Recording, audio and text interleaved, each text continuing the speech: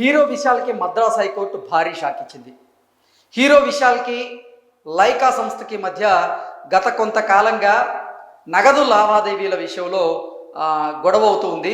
ఈ నేపథ్యంలోనే అటు హీరో విశాల్ టీం అలాగే ఇటు లైకా సంస్థ తమిళనాడులో ఉన్నటువంటి మద్రాస్ హైకోర్టును అయితే ఆశ్రయించడం జరిగింది. అయితే మద్రాస్ హైకోర్టు గతంలో ఈ కేసుని విచారించిన తర్వాత హీరో విశాల్ లైకా సంస్థ దగ్గర నుంచి తీసుకున్నటువంటి 21,29,00,000కి 30% వడ్డీని కలిపి మొత్తంగా చెల్లించాల్సిందే అంటూ మద్రాస్ హైకోర్టులో ఉన్నటువంటి న్యాయస్థానం న్యాయమూర్తులు తీర్పిచ్చినటువంటి నేపథ్యంలో దాని మీద మళ్ళీ వారు మద్రాస్ హైకోర్టులోనే ఇంకొక బెంచ్ని ఆశ్రయించడం, దాంతో ఆ బెంచ్కి సంబంధించినటువంటి న్యాయమూర్తులు ఇప్పుడు హీరో విశాల్ను ఉద్దేశించి కొన్ని వ్యాఖ్యలు అయితే చేయడం జరిగింది.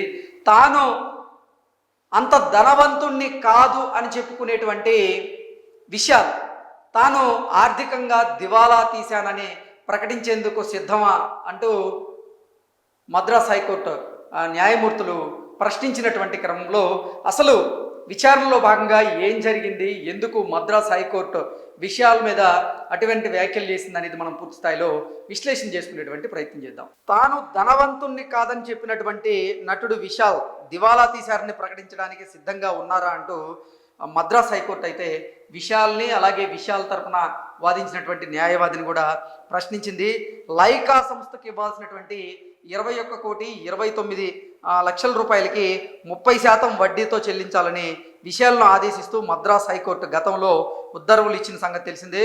ఆ ఉత్తర్వులను సవాల్ చేస్తూ దాఖలైనటువంటి అప్పీల్పై సోమవారం జస్టిస్ సుబ్రహ్మణ్యం అలాగే జస్టిస్ మహమ్మద్ షకీల ధర్మాసనం విచారణ చేపట్టింది. న్యాయస్థానం సూచించినటువంటి కొంత మొత్తాన్ని కోర్టులో డిపాజిట్ చేయొచ్చు కదా అని న్యాయమూర్తులు ఈ సందర్భంగా ప్రశ్నించడం జరిగింది. ఏడాదికి 30% వడ్డీతో తిరిగి చెల్లించాలని జారీ చేసినటువంటి ఉత్తర్వులు చట్ట విరుద్ధమని, వడ్డీ మాత్రమే 40 కోట్లకు పైగా ఉంటుందని విశాల్ తరపున హాజరైనటువంటి సీనియర్ న్యాయవాది ధర్మాసనం దృష్టికి తీసుకెళ్లారు. లైకా సంస్థ చెబుతున్నట్లుగా విశాల్ ధనవంతుడు కాదంటూ ఆ సీనియర్ న్యాయవాది కోర్టుకు తెలియజేశారు. దీంతో జోక్యం చేసుకున్నటువంటి న్యాయమూర్తులు విశాల్ను దివాలా తీసిన వ్యక్తిగా ప్రకటించడానికి సిద్ధంగా ఉన్నారా అంటూ ప్రశ్నించింది. 30% వడ్డీ అత్యధికమని, ఇలా దోచుకోవడానికి అనుమతించబోమంటూ మద్రాస్ హైకోర్టు ద్విసభ్య ధర్మాసనం అయితే స్పష్టం చేసింది.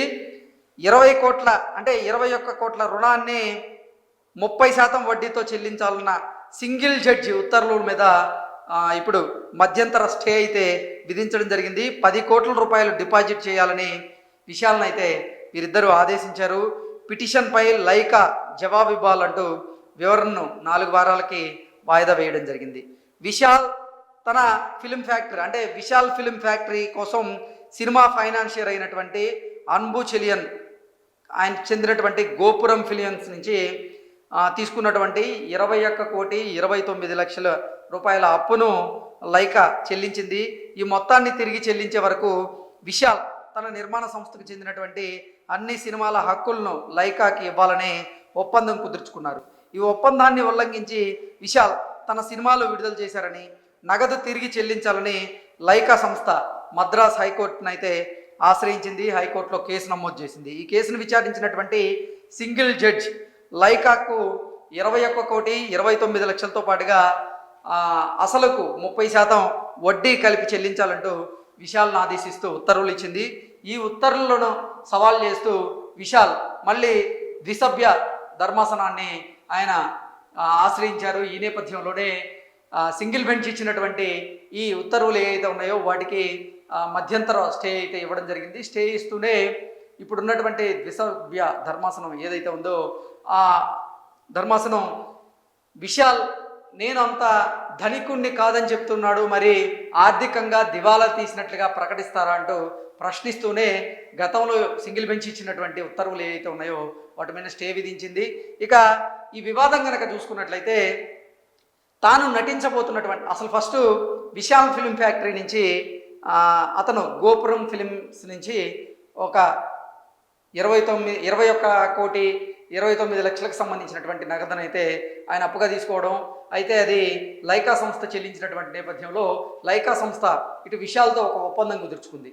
తాను నిర్మించబోయేటువంటి సినిమాలు ఏవైతే ఉన్నాయో వాటికి సంబంధించినటువంటి హక్కులను ఆ సంస్థకి ఇవ్వమని అడిగింది. దానికి విశాల్ ఓకే చెప్పారు. తర్వాత తాను మాట మార్చారని, అందువల్లే ఇప్పుడు ఆ లైకా సంస్థ కోర్టును ఆశ్రయించడం, కోర్టు కూడా ఇటువంటి ఉత్తర్వులు ఇచ్చినటువంటి నేపథ్యంలో హీరో విశాల్ మరి వీటి మీద ఎలా స్పందిస్తారనేది రాబోయేటువంటి రోజుల్లో మనం చూడాల్సిందే.